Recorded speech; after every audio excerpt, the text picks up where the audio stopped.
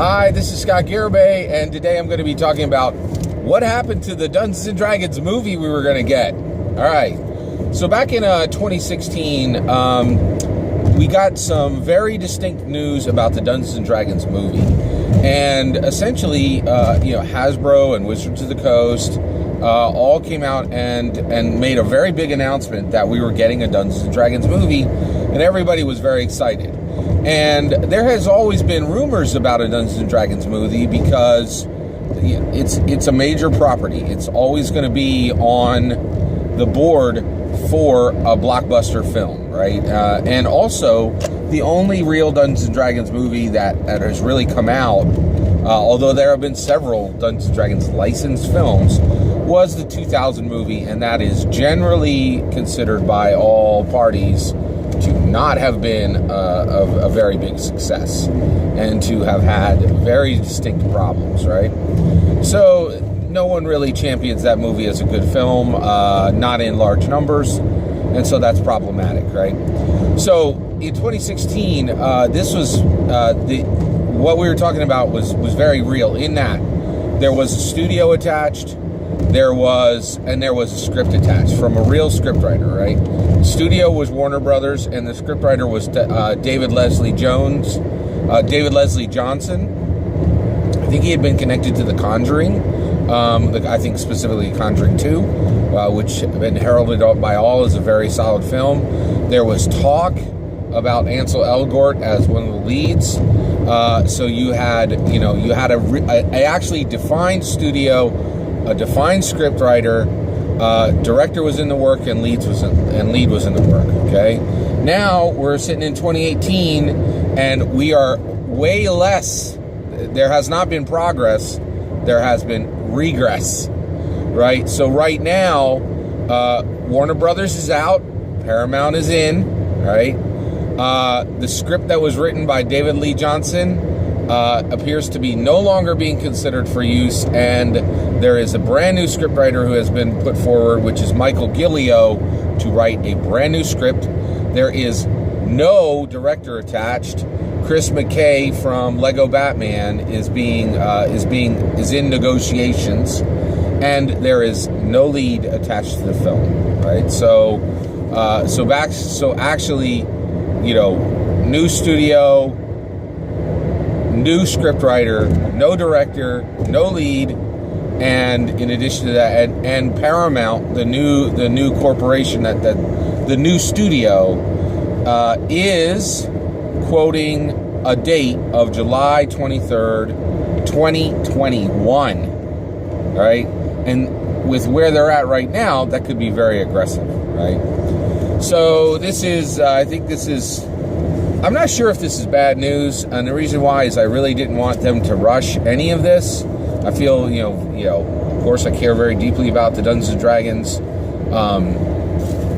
property, and I really want it to do well, and so that means whatever they need to do to take their time and get it landed correctly, I think they should do, right? One of the things I think is, now, how does the movie impact the tabletop role-playing game, right? Well, one of the things I think was happening for a while is one of the reasons why we were getting these quasi settings, and I think that's one of the biggest things that people have had a great deal of frustration with Dungeons & Dragons 5th edition is the inversion of setting books, right? So we used to get a setting book. It would give you all the details you needed to run in the world, and you would have, maybe you had an adventure in that setting book, right? And now setting books are completely inverted.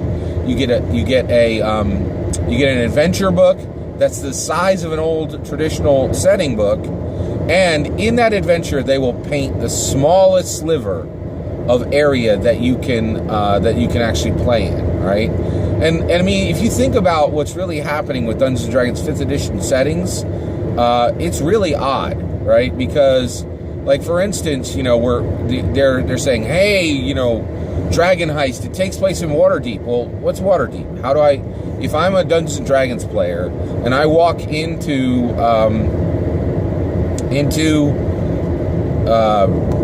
Barnes & Noble, right, and I want to learn about what Waterdeep is, there are no books on the shelves that are going to tell me what where Waterdeep actually is, what realm it's in, what worlds it's in anything but paragraphs, right? And all that content exists back in 3rd and 4th edition, right? And really in 3rd edition, right?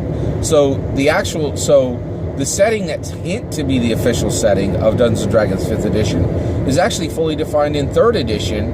And, how is a new DM going to come in and, and really understand the context for Waterdeep?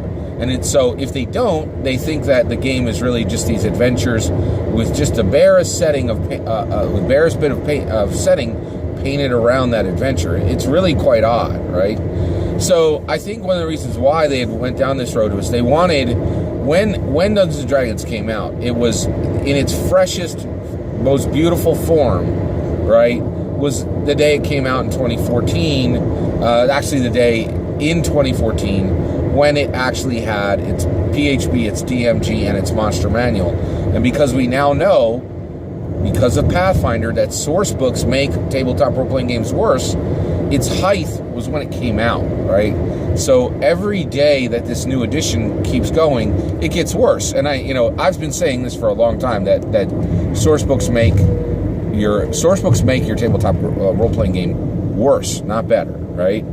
And I think we're really seeing that. Ravnica is one of the biggest proofs of that, and also Eberron, right?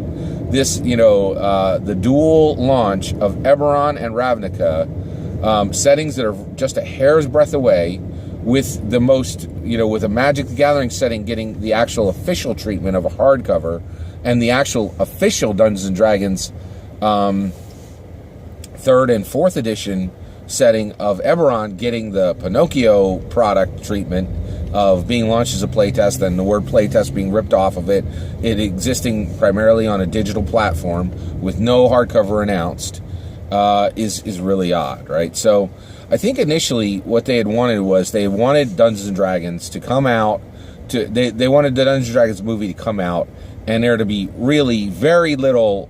All there would be is the DMG, the PHB, and the Monster Manual.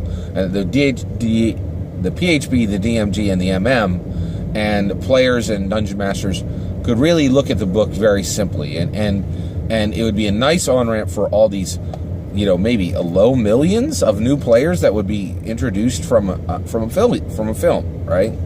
But it's clear now that they've kind of opened the gates more to more of these source books, and the reason why is it's very clear that the Dungeons & Dragons 5th edition is going to need to live without a film for at least 3 more years. And there's a very good chance that the Dungeons & Dragons movie is really in what is a very established term, which is called development hell, right? So basically, 2016, there was the announcement of the new movie.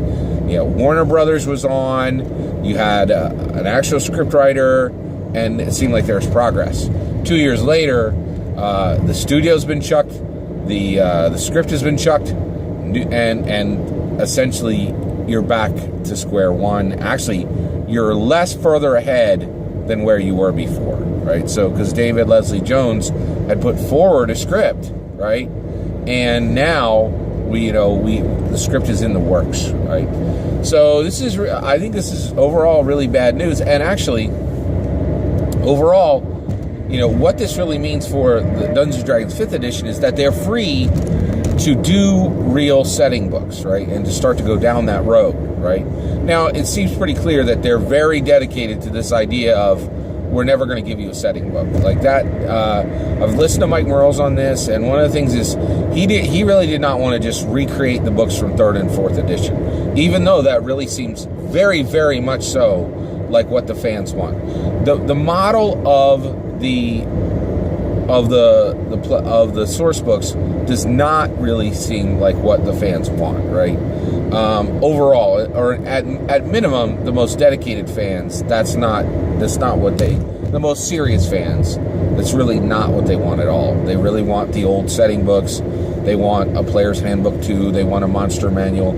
And I think one of the reasons why I'm talking about the movie today is I think there's a little bit more of a possibility we're going to get those things because the Dungeons & Dragons movie is so far down the line, right? So, the other thing I think is very interesting about it is I do think the Dungeons & Dragons movie is right now primed to do well if they can stick the landing, because there is a major gap in fantasy films, right? So you had Harry Potter was there and Lord of the Rings was there. Harry Potter really is off the board. They're doing a prequel. Nobody cares about prequel. Hollywood knows this. Everyone hates prequels because they're trapped stories, right? Any of the characters nothing can happen to them. They can't even get a scratch on their face, because you already know they live, right? So really, I'm a huge Harry Potter fan. I'm not really a big fan of the new films because they're very much they're very much prequel content. I'm just like every other normal red-blooded American. I hate prequels. Everybody hates prequels. Hollywood knows this, right? They try to hide them whenever they're done, the whole nine, right? And then in addition to that, Peter Jackson is no longer connected to the Lord of the Rings movies. And so within film, there's this huge gaping gap where you could put a fantasy film, right? But they have to get it right. And that is not easy. That is absolutely not easy, because when you're trying to put a movie together, you're going to be dealing with all these people who are really good at movies and really probably know incredibly little about your actual theme or your product, or which would be, or the setting, which is Dungeons and Dragons itself. So I just wanted to give you an update on what's happening with the film. It's really not good news by any stretch of the imagination. I don't think it really is a regression of where we were. I think it's good that we have a studio. I'm really worried about the script. I'm worried about the director. I'm worried about the lead. But overall, I think the one good thing we could get out of this is, at this point, we know, I think they're going to have to fish or cut bait. They're going to have to go to 6th edition relatively soon, or I really feel like there has to be a point where they step away from these setting books in the format where they are, and the pure lack of an actual setting book, right? But it'll be interesting to see. So I just wanted to give you an update on the film. Take care, and please consider liking and subscribing. Thank you.